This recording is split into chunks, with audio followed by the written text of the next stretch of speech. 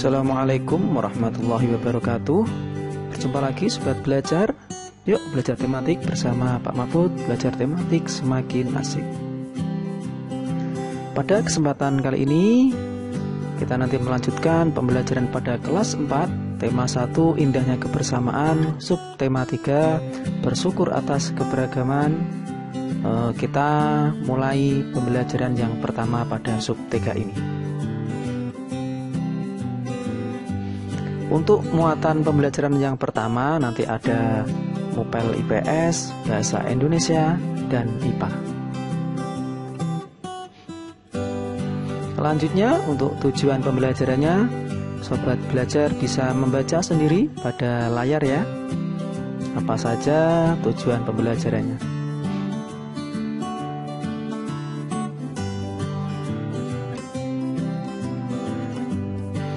Langsung saja Sobat Belajar, kita mulai pelajaran hari ini ya.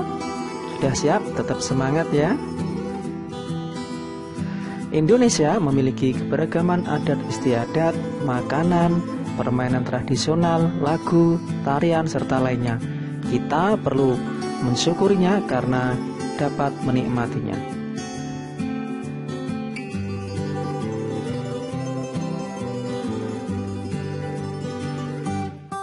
Makanan tradisional Indonesia membutuhkan waktu dalam mengolahnya. Pembuatannya pun harus ahli membuatnya. Kamu akan belajar tentang seorang ibu pembuat dodol Betawi, makanan tradisional Betawi. Dengarkan gurumu bercerita, tulislah gagasan pokok dan gagasan produknya pada diagram yang telah disediakan. Diskusikan dengan temanmu atau keluargamu ya, nanti hasilnya. Dengarkan kembali cerita selanjutnya dari gurumu. Lakukan hal yang sama pada diagram berikutnya. Nah, ini judulnya Dodol Betawi Mak Salmah. Untuk paragraf pertama, tolong dengarkan dan disimak ya, buat belajar. Sebentar lagi kota Jakarta akan berulang tahun. Seperti tahun-tahun sebelumnya, Mak Salmah menerima banyak pesanan. Mak Salmah adalah pembuat dodol tradisional Betawi di kampungnya. Biasanya ketika menyambut ulang tahun kota Jakarta, banyak pertokoan yang mengadakan festival Betawi. Makanan Betawi menjadi jajanan di festival. Kerak telur, bir peletok, dan dodol Betawi menjadi primadona makanan dan menyambut Dirgahayu Jakarta. Kemudian untuk paragraf yang kedua, sudah sejak seminggu yang lalu Mak Salmah bekerja keras. Ia dan beberapa ibu tangganya membuat adonan dodol. Ketan, gula merah, gula pasir, dan santan dicampur menjadi satu. Membuat dodol Betawi membutuhkan kerjasama. Tidak hanya perempuan, laki-laki pun terlibat dalam pembuatannya. Biasanya Mak Salmah dan ibu-ibu menyiapkan bahan, memarut kelapa, dan menumbuk beras ketan. Adonan dituang kawa, lalu diaduk hingga kental. Proses mengaduk ini dilakukan terus-menerus selama 8-12 jam. Pembuatannya memang berat dan lama, oleh karena itu pembuatannya sangat lama. Kemudian untuk paragraf yang ketiga, untuk memenuhi pesanannya, Mak Salmah selalu melibatkan tetangga-tangganya. Mak Salmah ingin rezeki yang diperolehnya dari dodol Betawi tidak dirasakannya sendiri. Mak Salmah juga ingin dodol Betawi selalu dikenal. Ia ingin warga di sekitarnya juga ikut melestarikan makanan tradisional milik kampung sendiri. Dodol Betawi Mak Salmah ikut melestarikan budaya, memupuk kerjasama, serta menjalin keakraban antar warga. Nah, setelah kalian menyimak bacaan dari Pak Guru atau Bu Guru tadi, sekarang tugas kalian seperti biasa adalah mencari gagasan pokok dan gagasan pendukung. Tentu Sobat Belajar masih ingat ya, di video pembelajarannya sudah diterangkan bagaimana cara-cara mencari gagasan pokok dan gagasan pendukung.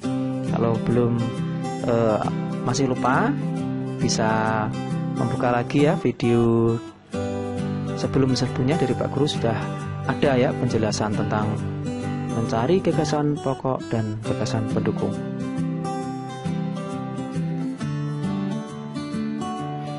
Aku suka sekali makan nasi uduk dengan irisan bawang goreng dan telur dadar. itu makanan tradisional Betawi. Apa makanan favorit daerahmu? Apakah kamu juga menyukai makanan khas daerah lain? Bagaimana pendapatmu dengan beragamnya makanan khas negeri kita? Tahukah kamu bahwa banyak sekali makanan khas daerah di negeri kita ini? Berikut adalah beberapa contoh. Ayo kita kenali beberapa di antaranya ya. Yang pertama ada namanya sego jamblang. Nah, nasi jamblang dalam bahasa Indonesia adalah makanan khas dari Cirebon, Jawa Barat. Nama jamblang berasal dari nama daerah di sebelah barat kota Cirebon.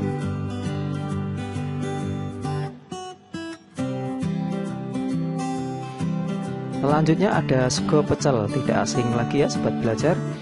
Nasi pecel adalah sarapan kesukaan dalam bahasa Indonesia, adalah makanan khas dari masyarakat Madiun, Jawa Timur.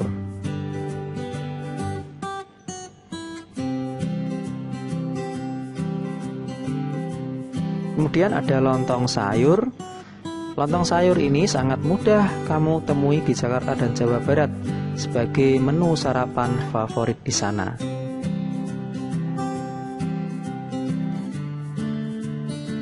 Kemudian selanjutnya ada nasi kerawu. Nasi kerawu adalah makanan khas kota Gresik yang terbuat dari campuran nasi dan daging sapi dengan kadar minyak yang cukup tinggi.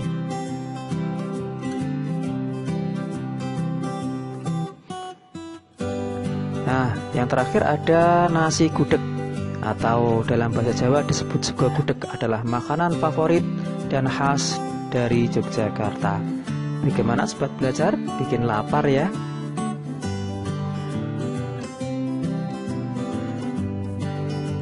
Di beberapa daerah makanan tradisional ditawarkan penjual dengan berkeliling kampung. Terkadang mereka berteriak atau membunyikan alat menawarkan makanan tersebut. Suaranya nyaring terdengar. Nah, dan ayo kita mencoba ya. Ingatkah kamu bahwa bunyi memerlukan penghantar untuk bisa terdengar? Media penghantar untuk perambatan bunyi adalah melalui udara, zat cair, dan benda padat. Tahukah kamu sifat-sifat bunyi lainnya? Ayo kita lakukan percobaan berikut ya sobat belajar. Nah, namanya percobaan pemantulan dan penyerapan bunyi. Tujuannya untuk membuktikan macam-macam bunyi pantul melalui percobaan terhadap bunyi benda-benda sederhana dalam ruangan. Alat bahannya piring kaca, piring plastik, piring kaleng, gabus, 2 tabung kertas, beberapa buku, dan arloji yang berdetak. Langkah kerjanya nanti sobat belajar bisa dibaca sendiri ya, di buku juga sudah ada. Nah, kalau masih bingung seperti gambar itu ya, untuk mempraktekannya nanti bisa dipraktekkan di rumah sendiri. Nah, setelah kalian melakukan percobaan tadi, apa yang terjadi dalam gelombang bunyi pada tabung kedua jika kamu meletakkan piring kaca? Kemudian ketika piring kaca diganti dengan gabus yang empuk, apa yang terjadi? Jelaskan ya. Kemudian yang terakhir, apa yang terjadi pada gelombang bunyi pada tabung pertama? Nah, tentunya kalian nanti bisa menjawabnya ya. Nanti bisa diisikan dalam laporan percobaan pemantulan penyerapan bunyi. Di pembelajaran sebelumnya juga sudah Pak Guru jelaskan tentang langkah-langkah membuat laporan percobaan ya. Nah, ini judulnya, nama percobaan. Nah, judulnya contohnya percobaan pemantulan dan penyerapan bunyi. Nanti tujuan, alat bahan nanti tinggal mengisi. Nah, terus jawabanmu tadi ditaruh dalam hasil dan kesimpulannya. Jelas ya sobat belajar? Nah, setelah kalian melakukan percobaan tadi, Pak Guru akan memberi penguatan sedikit ya. Bunyi sebagai sebuah gelombang memiliki sifat dapat dipantulkan dan diserap.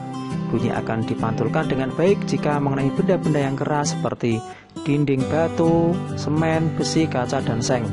Bunyi akan diserap jika mengenai benda-benda yang lunak seperti gabus, kapas, dan spons. Nah, kita sampai di akhir pembelajaran. Sobat belajar, apa saja yang kita pelajari hari ini? Mari kita simpulkan. Tadi pertama kita belajar tentang gagasan pokok dan gagasan pendukung ya. Yang kedua kita tadi belajar mengenal beberapa makanan khas suatu daerah. Yang ketiga kita tadi melakukan percobaan bunyi ya, bisa dipantulkan. Demikian sobat belajar video pembelajaran hari ini. Jika sobat belajar ingin mengunjungi video pembelajaran yang lain, bisa melihat deskripsi di bawah video ini ya sobat belajar. Jangan lupa dukung channel ini dengan cara like, share, and subscribe.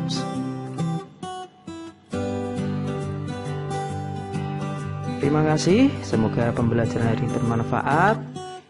Saya akhiri, Assalamualaikum warahmatullahi wabarakatuh.